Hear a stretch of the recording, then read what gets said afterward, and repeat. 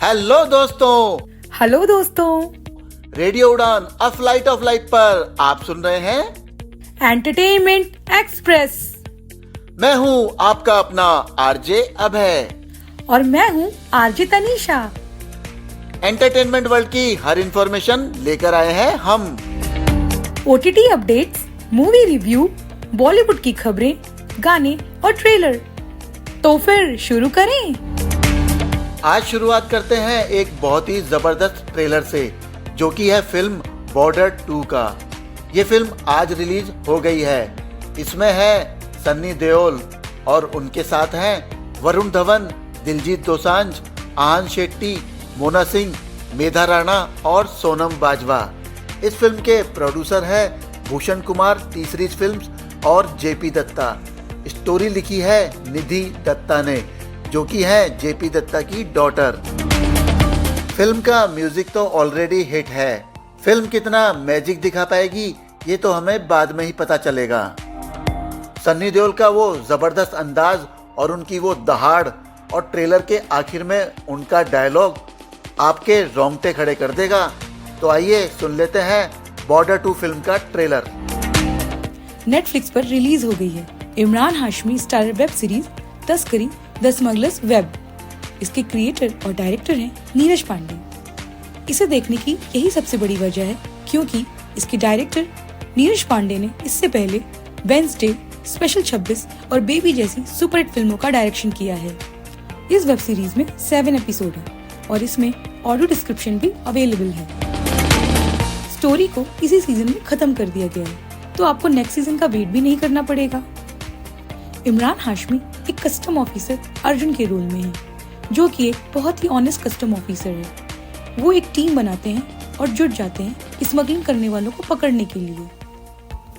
उनकी टीम में है Ravindra Gujjar played by Nandish Sandhu, Mitali played by Amruta Khanwilkar.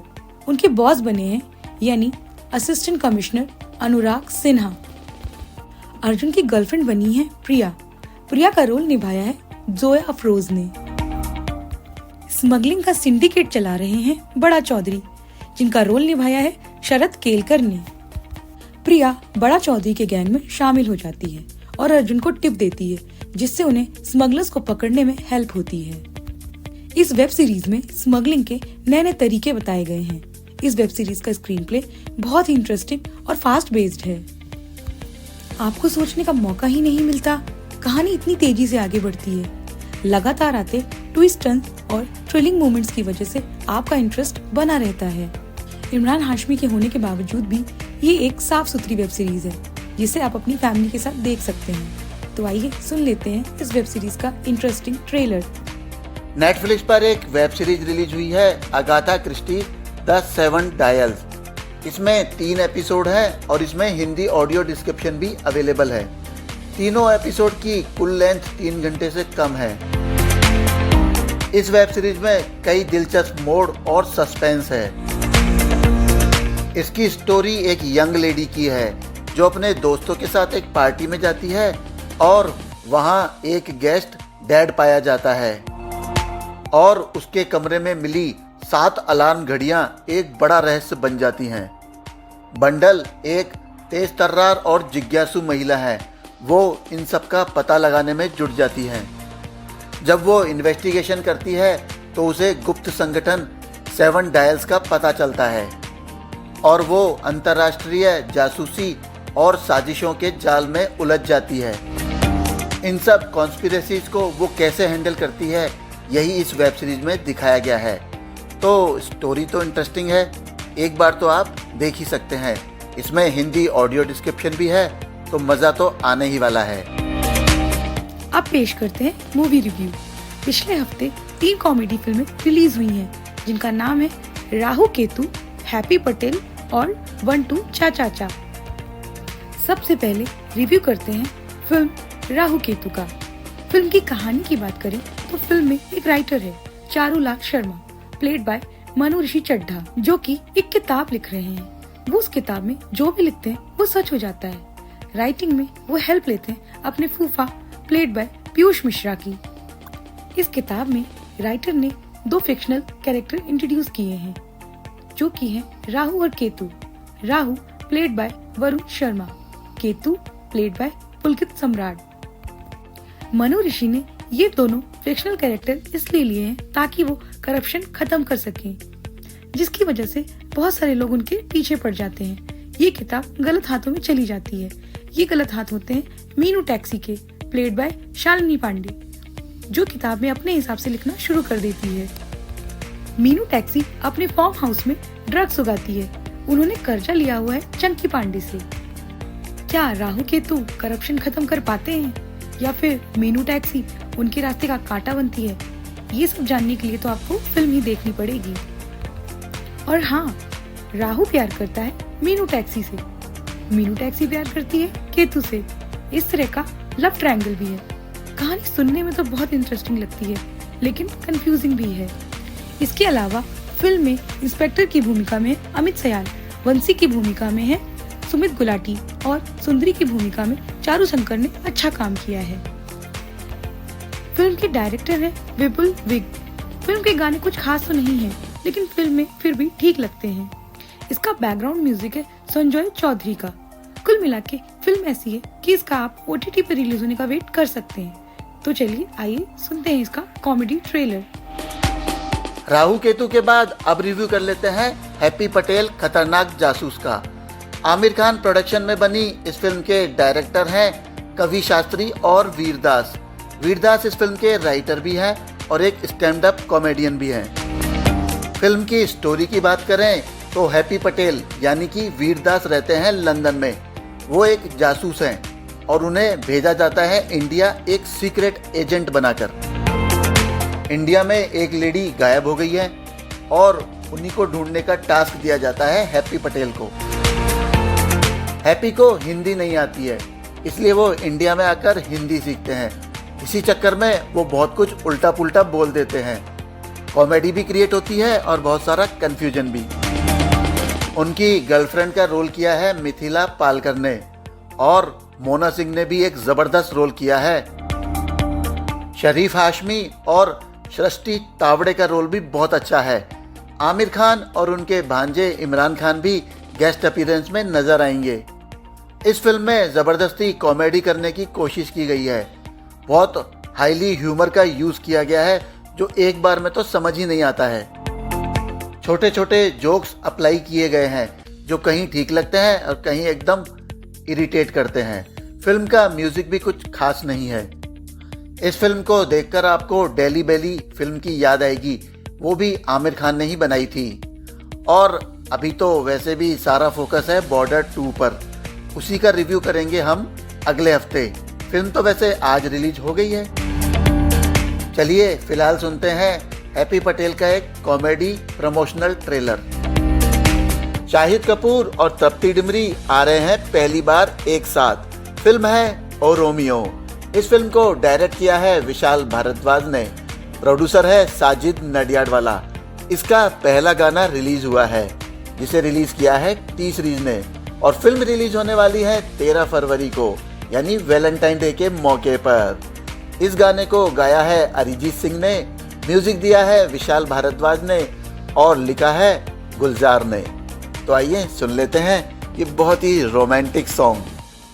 हाय दैया लड्डू के भैया, सही पकड़े हैं। जी हाँ, मैं बात कर रही हूँ टीवी के मशहूर धारावाहिक भाभी जी घर पर है, जिसे लोग आज भी नहीं भूल पाए हैं।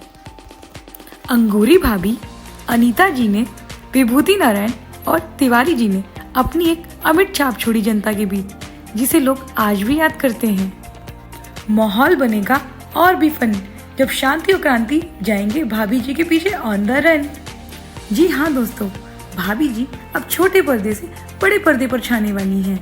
सही पकड़े हैं। इस धारावाहिक ने आपके घरों में बहुत मनोरंजन किया है। इस पर एक फिल्म बनी है जो कि आपको आपके सिनेमा घरों में देखने को मिलेगी 6 फरवरी से। इस फिल्म की स्टार कास्ट में है रवि किशन, मुकेश तिवारी, दिनेश लाल यादव, निरहुआ, आशिफ शेख, रोहिताश गौर, शुभांगी अत्रे, विदिशा श्रीवास्तव, विजेंद्र काला, मुश्ताक खान। इस फिल्म का डायरेक्शन किया है शशांक बाली ने। डायलॉग्स बाय रघुवीर शेखावत ओरिजिनल बैकग्राउंड म्यूजिक विशाल शेल्प। तो दोस्तों, अगर आपने इस सीरियल को टीवी में देखकर एंजॉय किया है तो एक बार थिएटर में जाकर इस मूवी को देखना तो बनता है। तो चलिए सुन लेते हैं इस फिल्म का मस्ती भरा ट्रेलर। क्योंकि हर इश्क परफेक्ट नहीं होता मगर काफी होता है। विटनेस इस शहर की अनपरफेक्टली परफेक्ट लव स्टोरी। इस वैलेंटाइन डे पर इश्क से इश्क हो जाएगा। 20 फरवरी को आ रहे हैं दो दीवाने शहर में, और ये दो दीवाने हैं सिद्धांत चतुर्वेदी और मृणाल ठाकुर। जी स्टूडियो और संजय लीला भंसाली प्रोडक्शन पेश करते हैं दो दीवाने शहर में। Director Ravi Udyawar, story screenplay dialogue Abhiruchi Chand. तो आइए सुन लेते हैं इस फिल्म का टीजर। समय हो गया है इस हफ्ते के बर्थडे जानने का। आज यानी 23 जनवरी को बर्थ एनिवर्सरी है डायरेक्टर रमेश सिप्पी की, जिनकी पहली फिल्म 1971 में आई थी अंदाज।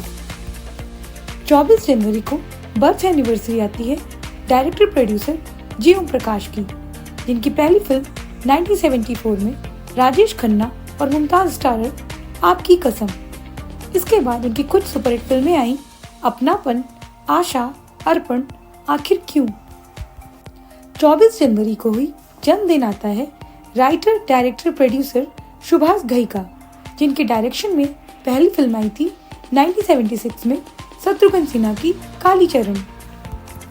इसके बाद उन्होंने हीरो, कर्मा, राम लखन, सौदागर और खलनायक जैसी ब्लॉकबस्टर फिल्मों का डायरेक्शन किया। सुभाष घई ने राजेश खन्ना की फिल्म आराधना में एक छोटा सा रोल भी किया था। इसके बाद उन्होंने रीना रॉय के साथ एक फिल्म की, गुमराह, जो 1976 में रिलीज हुई थी। 24 जनवरी को ही बर्थडे आने वाला है डायरेक्टर गोल्डी बहल का, जो कि सोनाली बेंद्रे के पति भी हैं। इन्होंने अभिषेक बच्चन के साथ फिल्म बस इतना सा ख्वाब है और द्रोणा फिल्मों का डायरेक्शन किया। 24 जनवरी को ही जन्मदिन आता है एक्ट्रेस रिया सेन का, जिन्होंने 1991 में फिल्म विश कन्या से एज अ चाइल्ड आर्टिस्ट अपना कैरियर शुरू किया था। एज अ हीरोइन उनकी पहली फिल्म 2001 में आई थी, जिसका नाम था स्टाइल। इसके बाद रिया ने झनकार बीट्स और शादी नंबर 1 जैसी फिल्मों में काम किया। रिया सेन एक्ट्रेस मुनमुन सेन की बेटी हैं। जनवरी को जन्मदिन आने वाला है सिंगर कविता कृष्णमूर्ति का। उन्होंने सबसे पहले रेखा और जितेंद्र की फिल्म मांग भरू सजना के लिए गाना गाया था, लेकिन उनका गाना इस फिल्म से हटा दिया गया था। उन्हें प्रसिद्धि मिली फिल्म प्यार झुकता नहीं के गानों से। 27 जनवरी को जन्मदिन आने वाला है एक्टर बॉबी देओल का। इनको कौन नहीं जानता। इन्होंने अपने फिल्मी करियर की शुरुआत सन 1995 में फिल्म बरसात से की थी। इसके बाद बादल, बिच्छू, सोल्जर जैसी सुपरहिट फिल्मों में इन्होंने बेहतरीन अभिनय किया। हाल ही में आई फिल्म एनिमल में इनके नेगेटिव रोल की काफी चर्चा रही। 27 जनवरी को ही जन्मदिन आने वाला है एक्टर श्रेयस तलपड़े का, जिनकी पहली फिल्म आई थी 2005 में इकबाल। इसके अलावा उन्होंने गोलमाल सीरीज, हम तुम शबाना और पोस्टर बॉयज में भी अच्छा काम किया। उन्होंने पुष्पा में अल्लू अर्जुन के लिए वॉइस डबिंग भी की। 27 जनवरी को ही जन्मदिन आने वाला है डायरेक्टर विक्रम भट्ट का। उन्होंने अपने करियर की शुरुआत 1992 में फिल्म जानम से की, जिसमें मेन लीड में थे राहुल रॉय और पूजा भट्ट। इसके अलावा उन्होंने आमिर खान की गुलाम, अक्षय कुमार की आवारा पागल दीवाना और राज 1920, फुटपाथ जैसी सुपरहिट फिल्मों का सफल डायरेक्शन किया। 27 जनवरी को ही जन्मदिन आने वाला है पंजाबी एक्ट्रेस शहनाज गिल का। 28 जनवरी को जन्मदिन आने वाला है एक्ट्रेस श्रुति हसन का, जिनकी पहली फिल्म 2009 में आई थी, इसका नाम था लक। इसमें इनके साथ संजय दत्त और इमरान खान ने भी काम किया था। इसके बाद उनकी फिल्में आई Gabbar is back, welcome back, D day, जिसमें उन्होंने बेहतरीन अभिनय किया। 28 जनवरी को ही जन्मदिन आता है सिंगर सुमन कल्याणपुर का, जिन्होंने अपने करियर की शुरुआत 1954 में फिल्म मंगू से की थी, जिसमें उन्होंने तलत महमूद के साथ एक डुएट गाया था। इसके अलावा उनके गाए गीत जिंदगी इम्तिहान लेती है, मेरा प्यार भी तू, ये बहार भी तू, तुमने पुकारा हम चले आए, कुछ सुपरहिट गाने थे। ये तो हो गए इस हफ्ते के बर्थडे। चलिए अब सुन लेते हैं बॉबी देओल की फिल्म बादल का सॉन्ग, जिसे गाया है सोनू निगम और कविता कृष्णमूर्ति ने, जिसे लिखा है समीर ने, संगीत दिया है अनु मलिक ने। इस फिल्म को डायरेक्ट किया था राज कंवर ने। इस फिल्म में बॉबी देओल के साथ थी रानी मुखर्जी। इसका ऑडियो है टी सीरीज पर। Some stories don't need time. Watch एक दिन in theaters 1 मई 2026।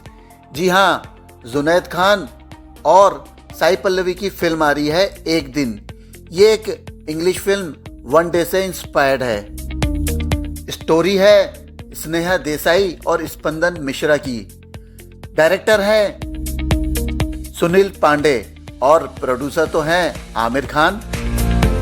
इस फिल्म के लिए म्यूजिक दिया है राम संपत ने और लिरिक्स हैं इरशाद कामिल के। तो आइए सुन लेते हैं इसका ये टीजर। पुष्पा भाऊ यानी कि pan India star Allu Arjun आ रहे हैं अपनी 23 नंबर की फिल्म लेकर। फिल्म का नाम तो अभी अनाउंस नहीं किया गया है, केवल फिल्म का ही अनाउंसमेंट हुआ है। इसे डायरेक्ट कर रहे हैं लोकेश कनकराज। मैथिली मूवी मेकर का बैनर है और म्यूजिक है अनिरुद्ध रविचंद्र का। फिल्म रिलीज होगी अगले साल। फिलहाल इसका एक अनाउंसमेंट टीजर रिलीज किया गया है। तो आइए सुन लेते हैं यही टीजर। क्लासिक एक्सप्रेस में आज हम बात करेंगे वेटरन एक्ट्रेस परवीन बॉबी की, जिनकी हाल ही में डेथ एनिवर्सरी थी 20 जनवरी को। परवीन बॉबी का जन्म हुआ था 4 अप्रैल 1949 में गुजरात जूनागढ़ में। परवीन बॉबी के पिता का नाम था वली मोहम्मद खान, जो जूनागढ़ नवाब के दीवान थे। उनकी माँ का नाम था जमाल बख्तेबादी। परवीन बॉबी अपने माता पिता को उनकी शादी के 14 साल बाद पैदा हुई थी। वो उनकी इकलौती संतान थी। परवीन बॉबी जब 10 साल की थी तब उनके पिता का देहांत हो गया था। परवीन बॉबी ने अपनी पढ़ाई अहमदाबाद में की थी। उन्होंने इंग्लिश लिटरेचर में ग्रेजुएशन किया है। परवीन बॉबी ने 1972 में मॉडलिंग से अपना कैरियर शुरू किया। ये बहुत ही बोल्ड और ग्लैमरस थी। उनकी पहली फिल्म आई 1973 में चरित्र, जिसमें उनके अपोजिट थे क्रिकेटर सलीम दुर्रानी। ये फिल्म तो फ्लॉप हो गई, लेकिन उनकी पहली हिट फिल्म आई 1974 में। फिल्म थी मजबूर, जिसमें उनके साथ थे अमिताभ बच्चन। इस फिल्म को डायरेक्ट किया था रवि टंडन ने, जो कि हैं रवीना टंडन के फादर। ये बहुत ही बेहतरीन फिल्म थी।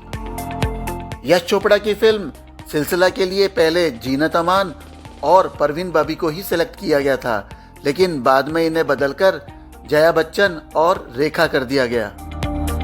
इसी तरह यश चोपड़ा की एक और फिल्म कभी कभी में भी परवीन बॉबी को ही सिलेक्ट किया गया था, लेकिन बाद में इन्हें रिप्लेस करके नीतू सिंह कर दिया गया।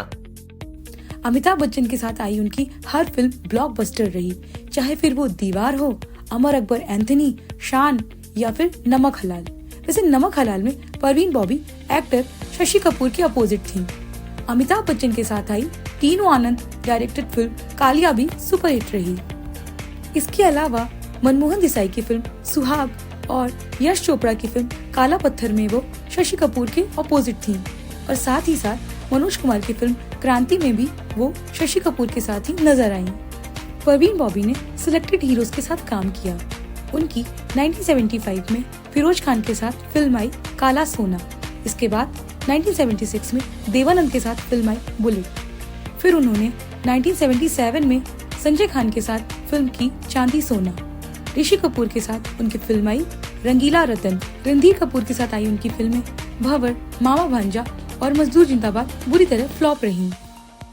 1977 में उनकी फिल्म आई चलता पुर्जा, जिसमें उनके साथ थे राजेश खन्ना। उसी साल दूसरी फिल्म आई दरिंदा, जिसमें थे सुनील दत्त और फिरोज खान। ये दोनों ही फिल्में बुरी तरह फ्लॉप हुई। 1980 में परवीन बॉबी की फिल्म आई दौड़ दो 5 और द बर्निंग ट्रेन। ये दोनों ही फिल्में एवरेज रही, हालांकि ये दोनों फिल्में बहुत अच्छी थी। 1981 में उनकी फिल्म खून और पानी और जितेंद्र के साथ आई फिल्म मेरी आवाज सुनो हिट रही। 1982 में परवीन बॉबी की कई फिल्में आई। दिल आखिर दिल है, अशांति, रक्षा और देश प्रेमी। इसके अलावा अमिताभ बच्चन के साथ खुददार फिल्म आई और एक बोल्ड फिल्म ये नज़दीकियां भी रिलीज हुई थी। 1983 में धर्मेंद्र के साथ उनकी फिल्म आई जानी दोस्त। इसी साल इनकी शत्रुघ्न सिन्हा के साथ फिल्म आई चोर पुलिस, जिसे डायरेक्ट किया था अमजद खान ने। 1983 में ही परवीन बॉबी की फिल्म आई रंग बिरंगी, जिसमें उनके साथ थे फारूक शेख। ये बहुत ही अच्छी कॉमेडी फिल्म थी।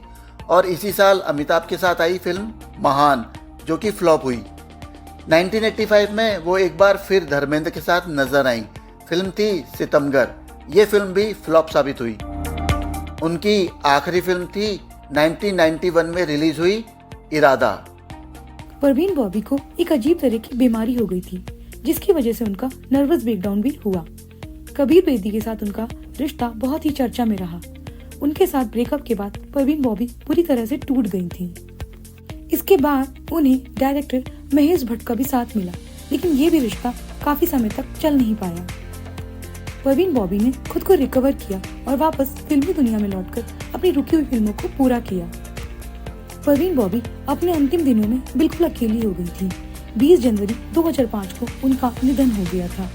अपनी मृत्यु के समय वो बिल्कुल अकेली थी। कुछ दिनों तक तो उनकी डेथ का किसी को पता भी नहीं चल पाया था। परवीन बॉबी जैसी अदाकारा न कभी हुई हैं और न कभी होंगी।